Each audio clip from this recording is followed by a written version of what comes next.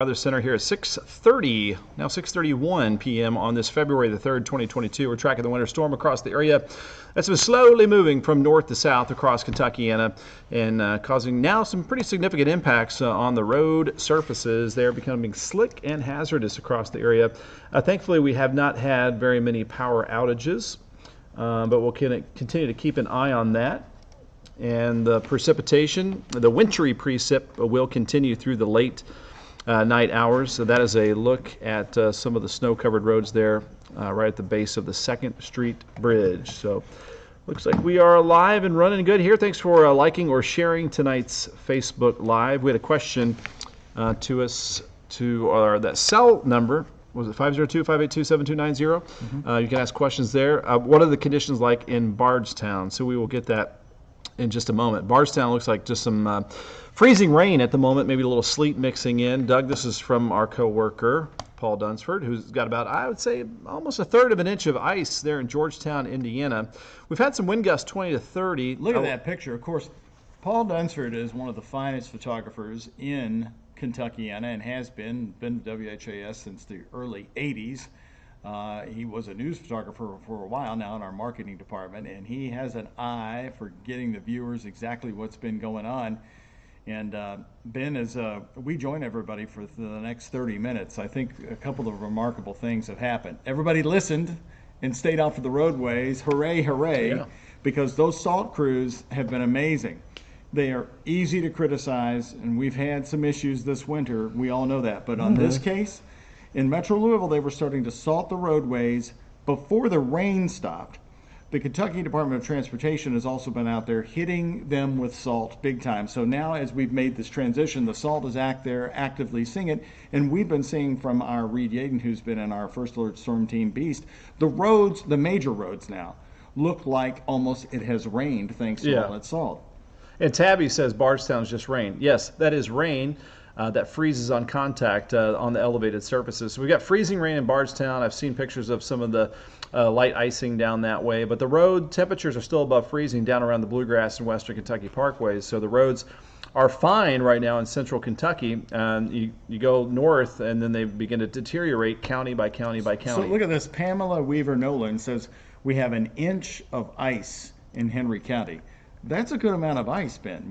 Are you measuring that correctly? I mean, I haven't seen an inch ice report. That would be tree limbs down, power lines down if we had an inch of ice. I'm not saying it's not right, but that would be a crazy amount compared to everything else I've seen, which has been about 1/4 of an inch of ice. All right, so this is look out there now. We're going to get back to radar and show you what we've got going on. Dropping temperature. The temperatures are dropping more rapidly now than they have all day long. Now we're down to 29 in Louisville. That freezing line is that little pink line right there that's moving now south of the parkways. We're at 32 in Springfield and Hodgenville. We're down to 30 at Fort Knox. Zooming in a little bit closer, we've got sleet over Louisville and in Cordon 25. And then you go just off to the north, and it's mostly now beginning to switch over to some snowflakes over southern Indiana. So on top of the icing and the sleet, now we're getting some light snow accumulation. So through the nighttime, the roads are not going to improve. Side streets, untreated roads, countryside roads, our neighborhood streets are going to be in rough shape overnight and tomorrow morning. Still just plain rain over Greene, Taylor, and Adair counties, and also Hart County. Watch for some flooding in those areas. Alyssa wants to know, will it be safe to drive on the roads, I guess, anytime tomorrow? She's asking. The main routes should be fine, but if you're trying to go through your neighborhood, or again, as I mentioned, the side streets, you're going to be snow-covered throughout the day. And we also have tree branches breaking in LaGrange. That report comes from Alicia No More. Any power outages updates? I am looking that up right now from the fine. I texted Joe Arnold about that. We still have the ice storm warning until 7 a.m. So I find I am hooked on, if there's any app I'm hooked on, other than the WHAS 11 app, of course, it's the LG&E power outage map. I do find that it's very helpful. Now, get this. When we were on the air at 3 or 4 o'clock this afternoon, Jefferson County alone had soared to 2,082 customers without power. Now, that's not people, that's customers. So you can multiply the number of people who didn't have power. It's now down to 31. Oldham County had at one point up into the 70s. It's now down to 17. Shelby County had been up to near 40 customers without power, now less than 5. And this is a great story that also LG&E said. They were dealing with very few of the power lines down, wires down. They were able to flip switches to get numbers of people back online when it was in the 2000 mark. So that means there's not going to be a long restoration if you don't have a lot of power lines down. And an update from Joe Arnold. He used to work here, by the way. 16,000 without power with the co-ops. So you get outside of cities, you've got rural co-ops that give you power. Mostly in western Kentucky, and about 200 more in the last hour. So Ben, do you agree or disagree that with the storm switching over to a lighter precipitation now, that is going to lower the occurrences of power outages, at least in the metro area that's served by LG&E, or are we still going to have a risk for that? I think we'll still have a risk for some power outages. Thankfully, this is nowhere near as severe as some past ice storms that we've had, and we're very fortunate for that, no doubt. So it looks like, about 2/10 to 1/4 inch of ice for most locations. Some areas might be a little bit more than that. I've seen up to about a 1/2 inch in southern Indiana. The winds still a little bit of a factor, gusting 20 to 25. So I think it's going to be kind of spotty with the power outages. I don't think it's going to be our main impact. So let's go back to that. Because that's 10 p.m. by the way. I thought it was thrilling news to me, and of course those of us who lived through the 2009 ice storm, when you said a couple of days ago that this would not be like the 2009 ice storm. What was it at that moment in time that you knew you were confident enough to say that? Because meteorologists a lot of times don't like to go out on limbs. Limbs can be very shaky, as we know, but you were really solid with it. Especially an icy limb. It proved to be pun intended. It proved to be very accurate, which I think gave everybody a sigh of relief. Yeah, we talked about that a couple days ago. That half this storm. So this storm had about 2 to 3 inches of water to use. So did 2009. Same amount of water for the whole entire system. But 2009 started off as freezing rain. This one, at least half of it was just rain. So that cuts off in your ice totals right there. Very simple math. So just less ice. So with the type of precipitation we've been getting, Ben, and in Louisville it switched over to freezing rain and sleet at 2 p.m. Are you impressed with the road conditions, at least the major road conditions we've been watching with our network of cameras? What's really helped with that, we stayed at 32. 32 is like a warm freezing temperature. I mean, you're just kind of slushy. But now things are dropping pretty fast. So what has been slushy could turn to hard ice overnight as we drop down to the upper teens and lower 20s. So don't completely let your guard down if things have been smooth sailing today, because we think that things will get a little bit worse overnight. Because not just the ice, but look at the steady snow that develops overnight through tomorrow morning. So this is still kind of a long-lasting winter system. We're getting a lot of great reports from our wide viewing area. Getting reports here from they're watching in Cloverport, Carroll County, Kentucky, Orange County, Indiana, Shepherdsville, Borden, Indiana, where they have 1.5 inches of sleet now snowing in Borden, Indiana. Also, that's a good report. Thank you. We're getting a power outage in Tell City, Indiana. Thank you very much for giving us that report. Let's look at the radar. So I love the ground truth from Borden. So Borden says snow. Let's see how good the radar does here. Let's go full screen. So blue is snow, and Borden is right there, and it is snow. So the radar is doing a good job. Let me take off these temperatures, and you'll see Borden pop up. There's Deem Lake, and there's Borden in the blue. So that's your snow line. Right now, Louisville is still in the sleet area, the sleet zone, that's the purple, and then the freezing rain zone is down here around Bardstown, Elizabethtown. And again, you're not let me get the screen looking better there. There we go. Let's do this over again. So snow line is down to around Sellersburg and Borden. You've got sleet in the purple from anywhere from Newcastle to Shepherdsville. So Henry County, where we've had some significant ice reports, is still in the sleet. Freezing rain, Bardstown, Elizabethtown to Litchfield, and then you've got just rain in Campbellsville, Greensburg, and Columbia. So that we're still talking about that freezing line moving so slowly to the south, Doug. Let's see. Katie, for some reason says with an exclamation mark, Clarksville still has power. Well, yes, Katie, you should have power in Clarksville. There are very few, as I just went through, even in Duke Energy's coverage area, most of the power outages in southern Indiana are focused up in the knobs of Indiana. Yeah, and we haven't seen any widespread power outages. So again, I don't think that's going to be our main concern. And obviously, when you get some snow, that can add also a little bit of weight to some of the trees on top of the ice. So that through the overnight, there could still be some spotty power outages, but I don't think it's going to be widespread. New Albany resident Alex Steps wondering when's it going to switch over to snow in New Albany, and the snow won't cause any more major issues when it comes to power outages. It should have been. I mean, it might, the roadways for sure. The snow might give us a few more power outages just because of the weight of the snow on the limbs. Think about an evergreen pine tree, how beautiful they are snow covered. Well, they're snow covered on top of ice, so that there could still be some tree damage and a few extra power outages. So when do you see the shutoff? I know that now that we've been on this for a few minutes, and by the way, folks, we're going to be answering your questions for about 15 more minutes. We'll take it up to the top of the hour at 7 o'clock. So go ahead and post them on our Facebook page if you have any. Since we've got a lot of people with us now, Ben, when is the shutoff for this and a dramatic change in what we've been getting?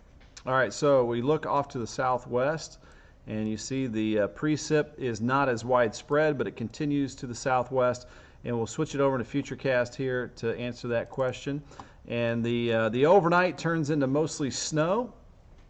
As you can see right there, there's 5, 6, 7 o'clock in the morning.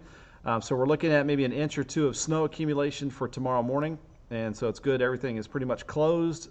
I love the snow. And then forget this ice. Bring on that snow. Friday afternoon, we stay below freezing, so I think, again, neighborhood roads, side streets, rural areas are going to stay snow and ice covered. There won't be much recovery or melting, that is. I don't know about you, but my car looks like it did when I moved from college back home for the holidays. I've got more stuff in that car right now. Prepared. I don't plan to slide off the roadway, but if I did, I think I could probably live there in whatever ditch for a week. And it is good to be prepared, and I would stay that way through tonight and tomorrow morning if you have to travel. And it was pretty impressive too. Like all the flights were canceled out of Louisville's airport. I don't know if you joined us at 6 o'clock or any of our newscasts today, but Louisville's airport is vacant. There's nobody there. Our reporter had a hard time finding people to interview, but they're out there working on it. We showed the plows going down on the terminal ramps just a little while ago. And so they are clearing it. They're getting ready for it. Of course, UPS has some of the best snow removal procedures in the world. Yeah, no doubt about that. So, again, not a whole lot has changed here as far as the timing. We had that question about when will New Albany switch over to snow. I'd say within the next hour, since it's kind of right on your doorstep as it is, with that snow starting to creep into near Sellersburg and Borden, and then it'll continue to drift to the south through the late night hours. And where you've just had rain today, down south around Greensburg, Campbellsville, Columbia, Kentucky, you guys will have some light icing too, and the roads might not be perfect for you in the early morning hours. So once again, we have to, I'm learning this just in the last 3 days of doing these reports with you, we have to do the color coding on the map. Everybody keeps bringing up the blue on the map. But maybe this one's because it says Dwight is saying Louisville, Kentucky has blue cold chills. Well, we know what that reference is. It looks like we've just spilled crayons and kids just went crazy. I think Dwight's talking about cardinal red versus UK blue on that one. But we do get a lot of questions. With the different color coding here, what are we seeing? Well, the green and yellow down south, that's obviously steady rain. And then your pink color is freezing rain. That's around the Bluegrass and Western Kentucky Parkway and just north and south of it. The purple, which is over Louisville and now down to Shepherdsville, Fort Knox, Hardinsburg, Frankfort, even farther to the north there around Bedford, Kentucky, and LaGrange, and Newcastle and Carrollton, that's sleet. And then much of southern Indiana is beginning to get that transition to snowfall, which is in blue, and that's where you see those colder numbers too, down to low to mid-20s over much of southern Indiana. And the reason for this, you kind of got to think of it as a wedge of cold air. During the thinnest part of the wedge, The very thin part of the wedge is where you have the freezing rain. When the cold air gets deeper, you go to sleet, and then when it's all cold and below freezing, it's snow. So we've had a wedge of polar air sneaking in very, very slowly, and that's why there's been a very slow transition today. Perry says, you're right, Perry Porter, this snow is not good to have a snowfall fight in, but imagine how fast you can go down a hill right now on a sled. you better have your end point in mind, because you're going to be like Christmas vacation, doing some crashing like now. Clark Griswold, that's right, greasing up the sled. So last Sunday, you and Alden German, our other meteorologist, started warning us about that this was coming. So I know you like to look ahead. Is there anything we have to worry about next week? I don't think so. Can I unpack my car? It looks like it. Next week's real quiet. We get a little bit of a break, maybe a couple flurries on Monday. Some cool temperatures, upper 30s, 40s much of next week, but it looks mostly dry. The GFS was hinting at maybe some more snow at some point next weekend, maybe. So this is just the beginning of February. And snow we can handle. We know that. And by the way, the Louisville mayor said today, and because the last few winters have been sort of light on snow, we have got a lot of salt in Louisville. In fact, he said we could actually salt for days if we needed to. And, of course, we don't have to. But and they've been dropping it like crazy. I mean, I got my car washed a couple days ago. Probably pointless. You did? You didn't wait? We had how much rain? And Ben gets his car washed? And now it's going to be covered in the salt, in the brine or whatever. So. Well, let's see. My F-150 off-road is an ice block. Can't even get at it right now. Really? Well, Jim let his truck sit outside. It sounds like sleeting in Shepherdsville. Thank you very much, Ronetta. Let's see here. We have sleeting hitting Falls of the Rough down there in the Rough River. So let's match that up with the radar then, down towards the Falls of the Rough. That would be right on that freezing rain and sleet line right there. So, I mean, the radar is doing fantastic right now with the color palettes. So Falls of the Rough is right there, and that's right on the edge of the sleet line as well. Did the Futurecast maps do okay in this winter storm event, Ben? How would you rank that? A lot of times it's very accurate and can tell us exactly when it's going to move over us a few days in advance. I'd say for Indiana, it did a really good job during the overnight where we had, I mean, all day today there's been freezing rain and icing over Indiana. Then the system kind of slowed down, so it was slower than what the models predicted through the morning for Louisville. And then finally we got this push in the late afternoon and early evening hours. We're down to 28 now in Louisville, so it just took a little time to get that final push of polar air, which was a little bit slower than what the models had predicted. Either way, a matter of hours is not a big deal. You're getting the negative impacts either way right now. I knew that everybody had taken the forecast seriously when I got out this morning and I just drove around. I knew the window we had, that the roads were still okay, and I was shocked at how few cars I saw. Mary Sparks just sent us a note, Ben. I work for a company in Owensboro, and for the first time, they closed because of the weather. For the first time. I live in Hardinsburg, and I'm so glad I'm not traveling there during this time right now. And Dallas wants to know, is the worst of the freezing rain over for southern Jefferson County, specifically Okolona? Worst, yes. It's all sleet right now. So the sleet is still ice pellets, but it's not solid ice. You can usually get a little bit of traction with sleet. And then on top of that, I'd say maybe around 10, 11 o'clock tonight, that's going to switch to some light snow. So you'll have the little layer of freezing rain, sleet, and then snow. So a good old winter mix sandwich. Pamela has asked this question a couple of times. Will sleet stick to ice on tree branches? Not very well. It kind of bounces off. So that's what's good. And it won't cause any extra power outages. The sleet will bounce off the trees. Snow can stick a little bit, but not real thick, especially, again, on pine trees. You remember Bob Ross painting pine trees? Yes. Putting a little snow on the pine trees. So snow can stick to pine trees and add just a little bit of extra weight later on tonight. So Ben and I do have to wrap this up a little early because we have to do a special report on television at 7:30. So Ben, you want to take us through to the night team at 11 o'clock? Yeah, we can go ahead and look at Futurecast one more time, and we'll go full screen so you can check it out. And it doesn't have the extra, it mixes freezing rain and sleet together, this map right here. So all the pink is ice, whether it's ice pellets or it's freezing rain. And it has pretty much everybody going to freezing rain, sleet, and snow over the next few hours. And then notice during the overnight and early tomorrow morning, we're looking at some steady snow across the area to get started Friday. Maybe an inch or two out of that, less south. And then we wrap things up with just some cold polar air on top of us with highs staying below freezing. So I don't see a lot of improvement for a lot of the secondary roads. The main roads, I think we're going to be in pretty decent shape. The last question from Elizabeth: do you think we're good for the Eric Church concert tomorrow night at the Yum Center? Yeah, go for it.